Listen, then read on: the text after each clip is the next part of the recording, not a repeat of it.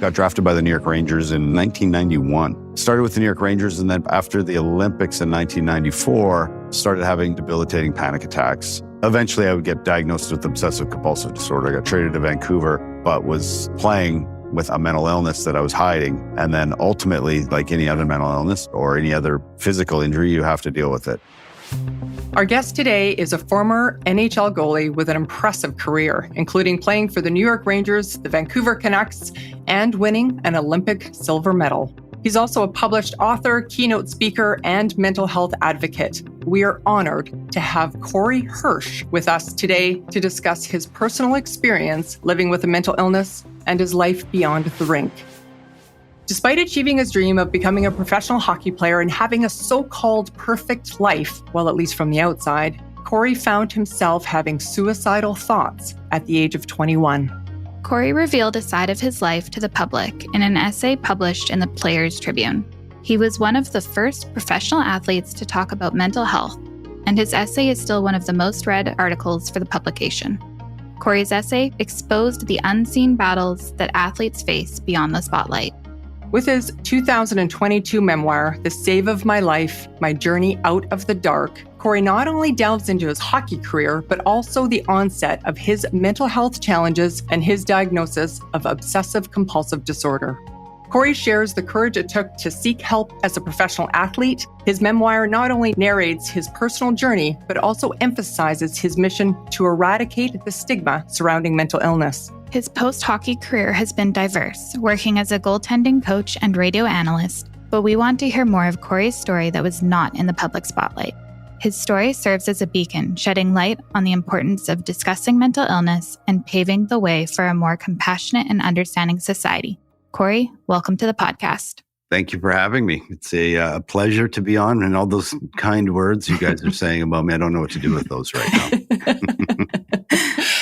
So for those of us that are not familiar with your story and haven't read your memoir yet, let's go back to that difficult and dark time when you were 21 and you were thinking about taking your own life.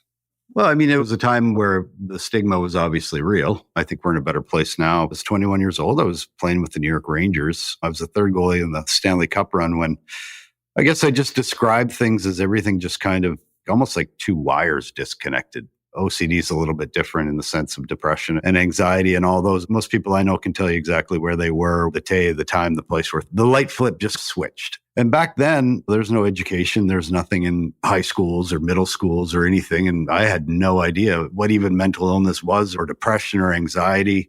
So when this just kind of happened, I didn't know what to do. I didn't know where to go. I didn't know where to turn. All I knew was I wasn't really able to tell anybody. And that's where the suicidal thoughts came from, was because I looked everywhere for some sort of self-diagnosis or hope or help or anything, and barely being able to function, throw depression on top of that, throw the shame of having these thoughts, and it just leads to almost the perfect storm. And I got to the point where I didn't feel like there was any help or any hope. And it almost took a bad turn, but I'll save you the details. I live at the end of my book. I'm still here and I'm happy I'm still here. I had to look up to see rock bottom. And here I am 30 years later. I've got 3 children. I've got a successful career, but there was a point where I couldn't see any of that. This is why I've written the book. This is why I'm on the podcast. This is why I'm a mental health advocate, is to show people that it does get better. You can be in those places of despair, but it does get better. There's always a path ahead. We're in a much better place now than we were when I was sick. So inspirational. Was there a pivotal moment when you decided to speak publicly about your mental illness? Yeah, I met another player that was in a treatment facility for fentanyl and alcohol. And he was actually an active player, quite younger than I was. I met him and we went for coffee. And for some reason, I hadn't really told anybody my story. And when I met him and just spewed out my stuff, he looked at me and he said, that's exactly what happened to me, right? And I'd really never met anybody that had OCD like I did.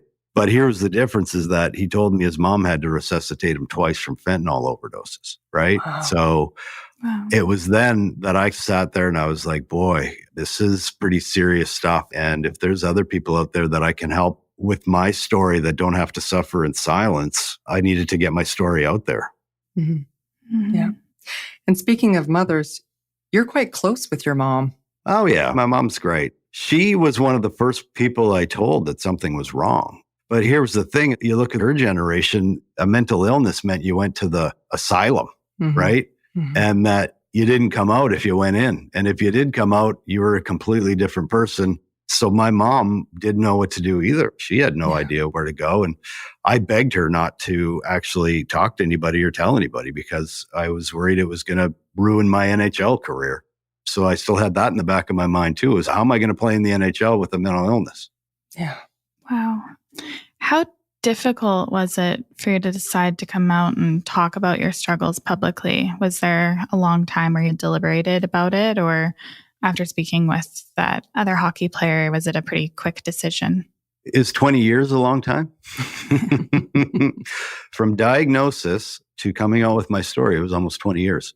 So yeah, it was extremely difficult. And it was until I got older and comfortable with who I was as a human being and stopped worrying about what everybody else thinks. That's when I felt it was okay to do so. We're finally in a place where mental health and mental illness is being looked at seriously and not being shunned and thrown under the rug like it used to be. And we're actually helping people. So we're in a much better place. But yeah, I was terrified before the story came out.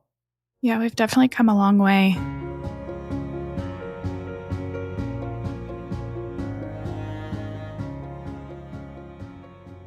What impact did sharing your mental illness journey and your story publicly have on your life? Oh, it changed my life completely. I was terrified before the article came out. I didn't know what it was going to do, but it changed my life from going one of having my life be about me to having one about helping others. And when you're a hockey player, it's all about you. It's all about how you played, what the coach is saying, what the fans are saying, this, that, me. And when you get out of the game and no one's looking for Corey Hirsch anymore, you have to figure out what life's all about. What I learned after the article came out is that life's about helping other people. It really is. And you get it back tenfold. When you help others, the flow in the circles is that you get it back yourself. And it's made my life feel like I've had a life of significance and purpose, and that hopefully I can leave a legacy that my children are proud of, that I'm proud of, that my grandchildren are proud of. Corey, when you released your essay in 2017 and then your memoir just a couple of years ago, what comments did you receive from the public, from your family? Was there backlash? I'm just curious as to what you heard from others. Yeah, there was not one negative comment. It was more of a celebration, I would say. And I think the hardest part was a lot of my friends didn't know the depth of what had gone on or didn't even know about it. So they were all feeling like almost bad that they didn't recognize it or they wouldn't be able to help me. And that wasn't what it was all about. But they showed a lot of compassion for me and very supportive. And that's the thing of what I always say to people. If you're struggling out there coming forward with what you struggle with, don't be. The love and support will be overwhelming. And if someone isn't loving and supportive, well, they're not your people. Go find your people because there's more of us than there are of them. Well said. Definitely. Thank you. And Corey, you're also living in a world of guys and macho and hockey, and you're surrounded by testosterone. So I can imagine how much more difficult and challenging it would have been as a professional NHL hockey player to come out. Well, yeah, no question. But here's the thing. This is why I advocate for what I do. I work with a wellness company. And what we do is we go into construction companies and talk to middle-aged men in general, because exactly what you just said. 3 in 4 suicides are male. We have a huge middle-aged man crisis because we typically have been taught historically that you should be able to figure it out on your own, that a man figures it out on their own, that they suck it up and that they don't tell anybody, and that if you can't figure it out, you're somehow less of a man, which is complete garbage. You break your leg and you're a man, it's okay to go get your leg fixed, right? But your brain, something goes wrong and it's like, no, that's not. It's archaic and there's a better life out there. Not to discount our females because they're slowly catching in suicide rates too. It's a global issue, but for men, it seems to be a lot more because of our masculinity, what it needs to be a man. And we need to redefine what it means to be a man. And that means not having to suffer in silence. I like that, having to redefine what it means to be a man. Well said. And as we talked about earlier, Corey, you do not have schizophrenia. However, in your essay that was published in the Players Tribune, you talk about hearing voices or having thoughts. And I'm just going to quote something you said, which is pretty powerful. You write, the dark thought wouldn't go away. It kept repeating and repeating. I was actively trying to get it out of my head, but the more I tried, the more I couldn't stop thinking about this horrible, dark, ridiculous thought. The thought hammered me, and I started freaking out. I could barely breathe. Can you just tell us a little more about these intrusive thoughts that you had at that time? Yeah. With OCD, what happens is we have millions and millions of thoughts every day, right? But my brain, I think it's the amygdala, it overfires, right? It over tries to protect me. And so every thought becomes an emergency rather than just dismissing them. And the way I describe it best is we've all been driving our car down 2-lane roads or whatever. And you have that silly thought of, what if I accidentally swerve my car into the other? Oh, there'd be carnage and destruction and all. It's just a thought. You have a million of them. We have ones that mean something. The majority of them mean nothing. Someone like me would pay so much attention to it that it would freak me out. I'd have panic attacks over it because I would never, ever want something like that to happen, to the point I would stop driving my car. While a non-OCD brain would go, that was a silly thought, and they'd go on with their day and they wouldn't even think about it again because they'd never do it, right? And neither would I, but my brain would try to overprotect everybody around me from never having something horrific happening. So that's the best way I can describe it. And the issue with it, though, is it's fueled by anxiety and panic. You're in a constant state of heightened anxiety to the point where you almost become debilitated and non-functional. How did you learn what to listen to and what thoughts not to listen to? Well, it's therapy, really. OCD therapy. There's a therapy called ERP, exposure response. It's cognitive therapy. It's medications. It's a lot of that. And really what you learn is as you do your exposures and your response to what the fear is, until you realize the fear is just a perceived thing in your brain. It's not real. We're learning a lot more about OCD. I don't want to speak out of turn. I'm not a doctor. Anything I say here, again, I will say, go see a professional. This is just my own experience of what I know. But we're learning that a lot more things are connected to obsessive thinking. And some people are able to manage it better than others.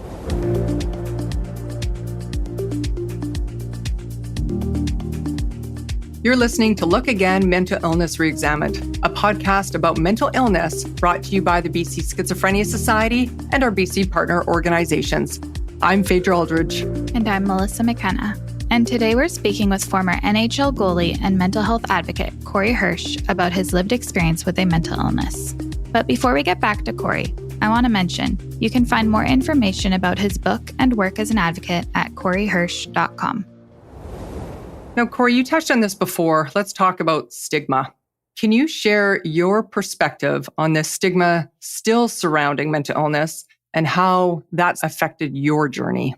Well, I mean, it almost killed me, let's be honest. And some people, it does end up going in a bad direction. So why would we continue to stigmatize something that I didn't ask for? I didn't ask for OCD. I didn't ask, no more than someone asked for cancer or diabetes or whatever. You don't ask for those things, right? So why am I shamed for something that I have zero control over, right? I did nothing to deserve it or to have it or whatever. And we have to understand that stigmatizing people can turn deadly. And that's why we need to put an end to it. When we shame people into getting the help that they need, it just buries them even further into despair to the point where it can get hopeless. So that's why we need to end the stigma. And no one's immune to it. It doesn't discriminate. Mm-hmm. So if you're out there thinking that because you're this or that you're immune to it, no, we're all susceptible to it. So let's end the stigma to start saving lives. It's about ending suicide. Are we going to ever end suicide? Probably not. But we can put a dent in those numbers. We can help people. Why stigmatize and shame people even further so those numbers grow? Let's end the stigma. Oh, wow. So you've talked a lot about increasing education to reduce the stigma of mental health and that you think it should be part of school curriculum to talk about mental health more. How do you see that happening? Well, it has to be a systematic change. It's continuing to talk about it, and it's continuing to pressure our school systems to teach our kids. Kids are more apt to ask their parents for help, which is great. But the issue for me is that I understand anxiety, depression, and all that, but there are serious mental illnesses out there that start at the age of 7, 8 years old. And these kids don't know what's going on with them. Let's teach them so that they can ask for that help instead of being scared of it. It would have been so easy to teach me what obsessive compulsive disorder is. It's not hard. This is what it is. It doesn't make you any less of a person. And then a person from there can go, oh, okay, well, this makes sense. I'm going to go get help, right? Let's educate our kids on this stuff.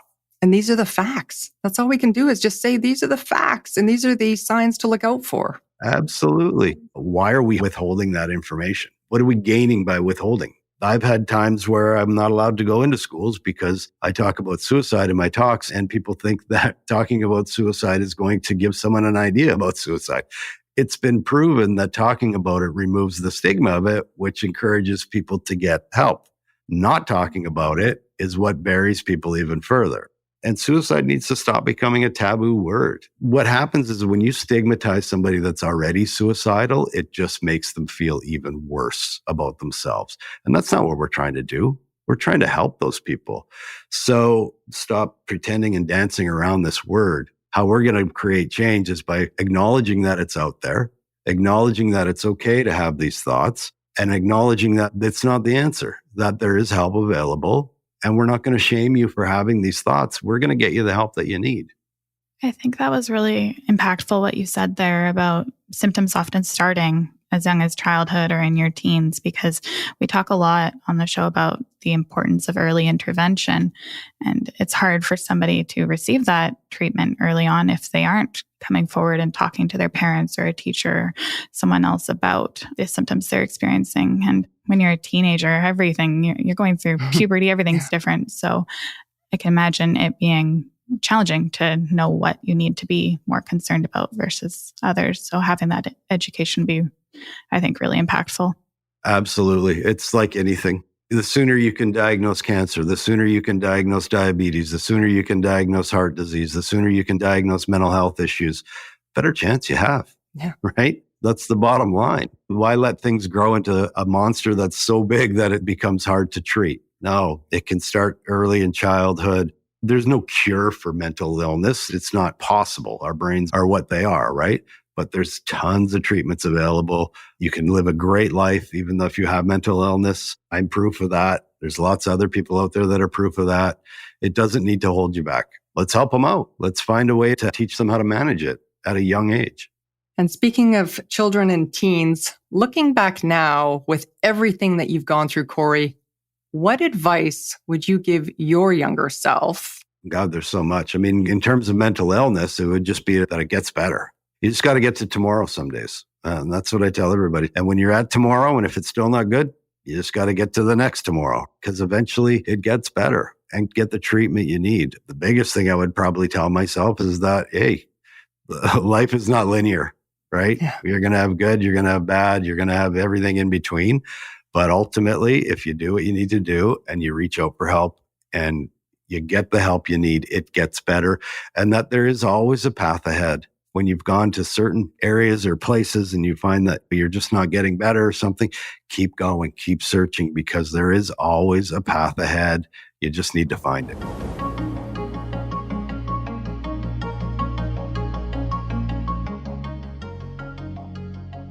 Corey, I'm curious. You said that you have 3 children. How open are you with your kids around your personal struggles? Oh, they've read my book, so they know. We talk about it quite a bit. One of my daughters, she also struggles with OCD. Mental health and mental illness can be passed genetically. So you have to be aware, but we've always talked about it in our home. My daughter, when she was 15, came to me and she was struggling. And so we got her some help and diagnosis. She got diagnosed with OCD, and she's never gotten to the place that I got to because of early intervention, her feeling comfortable. And what a shame that would be as a parent if I wasn't able to help her and pass on that knowledge that I have. Things could have turned out quite differently for her, right? So education in the homes is absolutely key so that we can start to intervene when kids are younger and get them the help that they need if they need it. Absolutely.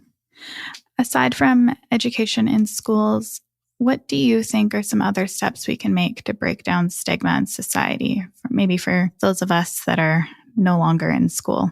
Yeah, you know what? It's just being open and honest about it. It's not everybody's business, right? If I have something going on with my heart, I don't need to announce it to the world. That's my business. I tell my family, I tell the people I know. But if there's something that I can help somebody with, absolutely, right? There's no shame in speaking about the things that you struggle with. We all have issues. We all have problems. And there's a time and a place, of course, right? I've made everything of mine public because I'm hoping with the platform I have, I can help a lot of people. But I would like to see it normalized where we don't need to talk about it. It doesn't need to be a big coming out. It doesn't need to be a big thing. It becomes normalized where you get the help you need. You don't get stigmatized, but ultimately it's continuing the conversation. It's continuing to have funding and resources and find new treatment options and medications. That's really what we need to do. Absolutely.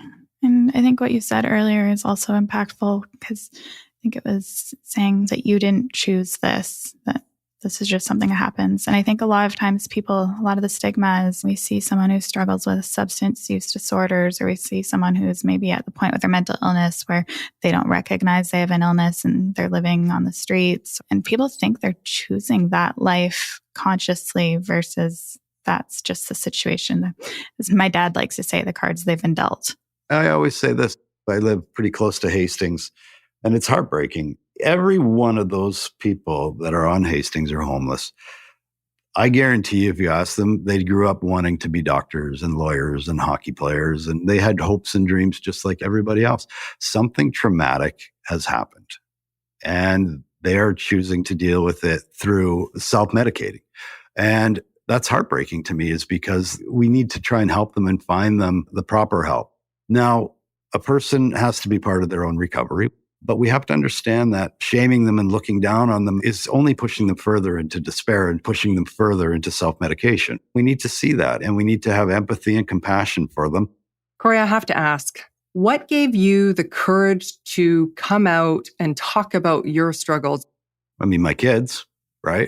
I don't want them to have to go through a mental illness type stigma. So that drives me. And I've had a close person to me take their own life.